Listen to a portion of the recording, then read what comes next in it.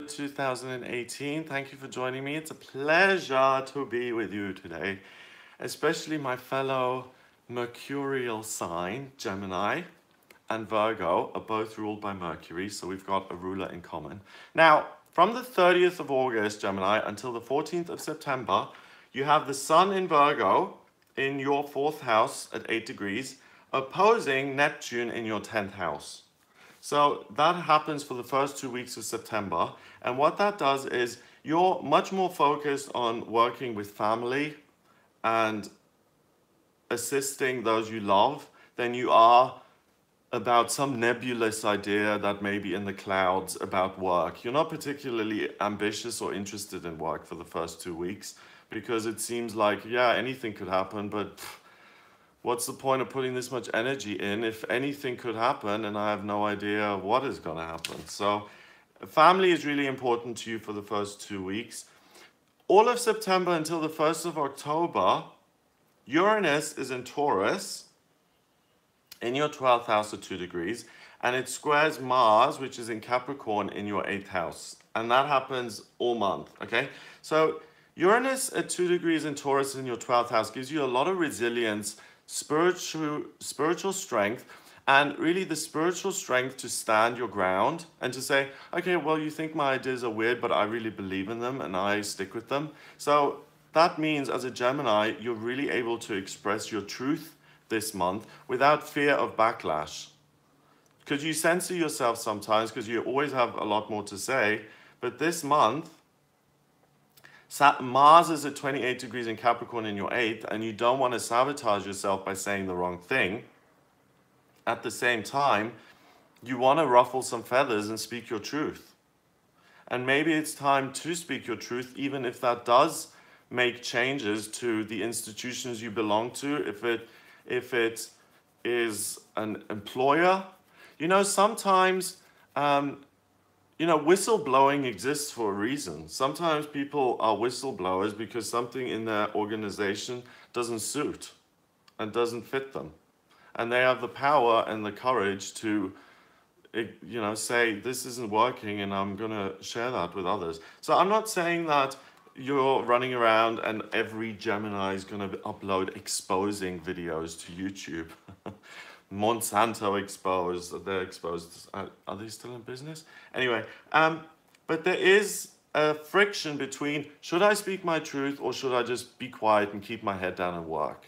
And if you speak your truth, expect changes to your situation within your institution, if you're employed. And if you're self-employed, expect growth in your own business, because the more authentic you are, the better your business is going to do.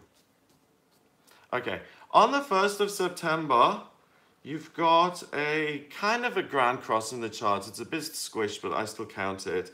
So just focus on one thing at a time. Don't overload yourself here at the beginning of September, and just one step at a time, okay?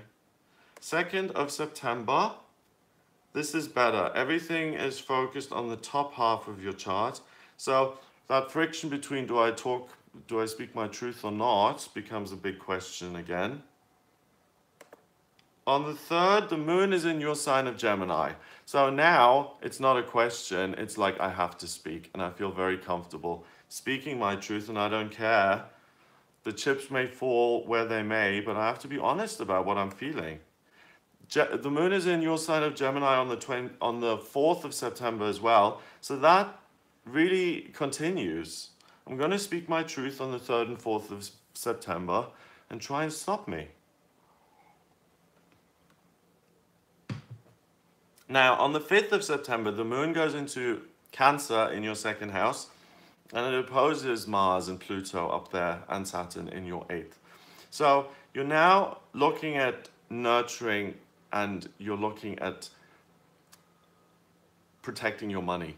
So it sounds like if you speak up and you speak your truth, that your relationship with your conservative employer isn't going to last. And the moon in Cancer after Gemini like that, almost in your 2nd house, it's almost like you're scrambling to take care of your money. So at least I'm making you aware of this, okay? If you speak your truth, you may expect some difficulties with your employer. If you want to avoid that, zip it, or express it in a way that, you know, like a book that'll be published later on, and you can publish that and it'll make you a lot of money, and then you can transition and let go of that job anyway. But don't put yourself in a position where you're just standing there unemployed and it's like, whoopsie, I spoke too soon. On the 6th of September, Mercury goes into Virgo. Mercury is the communication planet. In Virgo, it rules Virgo, so it's very happy there. And it's at 0 degrees, so you get the quintessential nature of Mercury. So now reason returns. The first week of September, you've got to be careful with what you're saying, because you're going to feel like, I'm right. I'm like so right, and I have to share this, but it can have negative consequences. With Mercury and Virgo, you become much more critical of yourself, and you really think before you speak. And Mercury stays in Virgo until the 22nd. So from the 6th to the 22nd, you won't have problems in terms of what you're putting out there. On the 7th, we've got a grand trine in Earth, Mercury, Uranus, and Saturn. So this is the day to speak. This is the day to pitch and to make an announcement. This is also the day to come out to your family if you're gay, to build closer relationships and to be authentic and truthful. Coming out day for the gay Geminis on the 7th of September. Power to you, I'm with you. On the 8th of September, we have a lovely little stellium, which means a cluster of planets. We've got the moon in Leo. We've got the midheaven, Mercury, and your sun in Virgo in your 4th. So everything is about how you see yourself and your roots. This is what my truth flame is about. This is who I am. And I'm listening to other people talk, and I'm able to kind of hold my tongue, but I really disagree with what a lot of people are saying, and I'm going to respond to that in my own way. And this is what I mentioned earlier. Do it in a way which doesn't harm you, but continue to speak your truth. Be authentic. Also, on the 8th of September, the strongest element in the chart is Earth on that day. So it's the best day to get your ideas and put them down on paper, or to get them down in some sort of tangible format. On the 9th, we have a new moon in Virgo happening in that 4th house of yours. So I'll make a separate video, but loads of Virgo energy is going to be pulled into your 4th house. So you'll really feel close to family, but you'll also be listening to what other people are saying, and the wheels are turning and churning, and it's all something that you should maintain and make a note of and express. The things that are happening to you in September in your personal life, I think you should document that, or you should keep a record or something of it, because it'll help other people in the long run. Love you back! Okay, so that's the 9th. Also on this day, Venus, the planet of love and beauty, goes into Scorpio, and it joins Jupiter and your transiting rising sign in Scorpio in your 6th house. So, you really, that flame I mentioned, it's the same as understanding your inner truth about your daily routine, what it is you do for work, and how you feel about your body. You'll really understand how you feel. I don't like the commute, actually. I thought I was happy with these 20 extra pounds, but I'm really not. And I don't like this job. Or I love this job. You really understand it. Uranus opposes that in Taurus, and whatever answer you get, you're strong enough to bear it. Because you're so spiritually resilient this month, whatever answer you get, don't be afraid to look within. People are usually afraid to do a personal inventory or to look within, because they think they're going to find loads of skeletons in the closet and loads of darkness. You're not. You're not going to find anything bad. And you have the strength to make changes. On the 10th of September, we've got more energy here, connecting your 4th with the 8th. Mars, Pluto, and Saturn are in that 8th, so it's about how can I compromise on this day, and how can I see my views and work with other people, and how can I combine that. So now it's not about whistleblowing and positioning yourself against. Now you're kind of, you feel like you ought to conform. So that's really important. If you do see an injustice being done, you're far less likely to express it from the 10th of September onwards. If you see an injustice and you want to and you want to draw public attention to it, do it before the 9th of September, because you'll lose the impetus, the motivation on the 10th. On the 11th, Mars moves out of Capricorn and into Aquarius, and Mars is direct in September. So Mars is in Aquarius. From the 11th of September, you're really interested now in learning and doing something for humanity, and you want to do that through communication, through being in the spotlight and expressing your views, but in the sense that they're supposed to help other people. The moon on this day is at 11 degrees in Libra in your 5th house of fun and romance. So on the 11th, you come across really well. You're charming, you look good, you look glorious, your cheeks are nice and rosy. You have a drive to make things better. Mars at 0 degrees is the quintessential nature of Mars. Mars's drive, desire, what I want.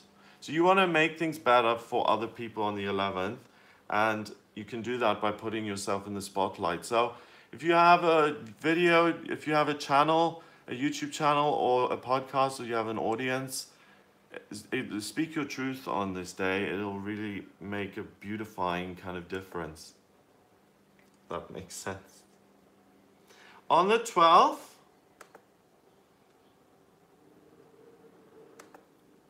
stop it. This computer, okay. On the 12th, I'm glad I said the 12th because I wouldn't, okay. On the 12th of September, we have more happening. We've got a triangle of harmony kind of pointing at your 6th. So it's really about getting truthful again about your daily routine, your work, whether you're happy with it or not, and you ask yourself that question. On the 13th, you start to dream about what could be in your work. On the 14th, you get resentful about the things that have happened, and you really say, oh, look at all the crap I've endured. Continues on the 15th with that. On the 16th, you decide, okay, enough with the self-pity, enough with the pain of my employment. I'm going to do something different about this. I've spoken to family. I've spoken to my higher power. I've listened to the universe. I'm strong. I'm resilient. I can do this on my own. I'm going to make changes to my work. So for you guys, for you Geminis out there who aren't happy in your existing work, it's a fabulous month, especially around the 16th, to change your work. If you're unemployed, it's a great day to interview for a job and to find new work that you actually enjoy. 17th, you feel incredibly conflicted. Do I stay or do I go? Because the job, even if you don't like it, it may provide you with dental and healthcare. And those are the ways that they trick you into staying. On the 18th, the moon joins Capricorn, Pluto and Saturn. So on the 18th, again, you're like, okay, I need to put my head down and work. So in this month for you, Gemini, there's certain windows of opportunity when you have the courage and the bravery to say, do you know what, this isn't for me, I'm going to leave, I'm going to go elsewhere. And those windows close, like it closes on the 18th. So pick your moments to escape if you need to. The 19th is also head down. I fit into this institution. What was I thinking? I can't make it on my own.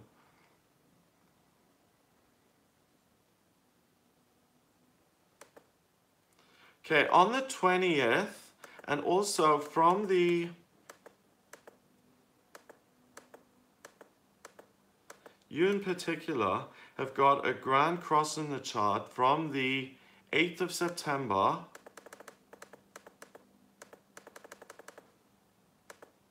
until the 22nd of September. And a grand cross is 4 squares. Excuse me, what did this lady just say?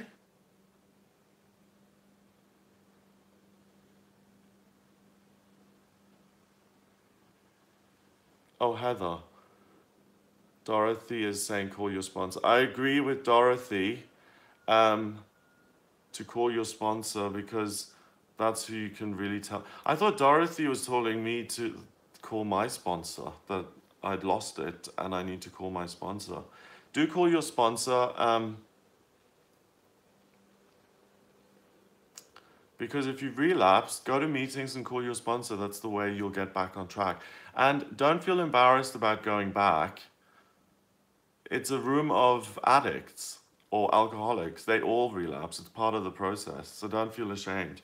So until the 22nd for you Gemini people, my dear fellow Gemini communicators, you have a grand cross in the chart. So you've got loads of energy this month, but also you're going to try to do something and learn something that is for the greater good of humanity.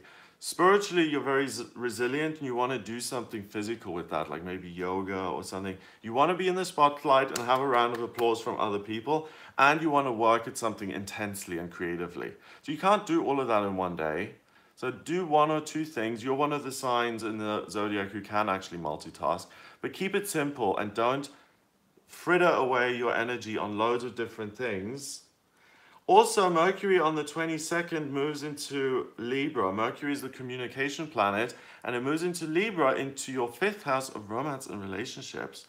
So, Gemini, from the 22nd, you're starting to think about love and romance and how you can bring that intense connection into your life. And work gets fuzzy again. So, not so interested in work now here at the end of the month, more interested in love and romance and having your hopes and dreams be realized, really.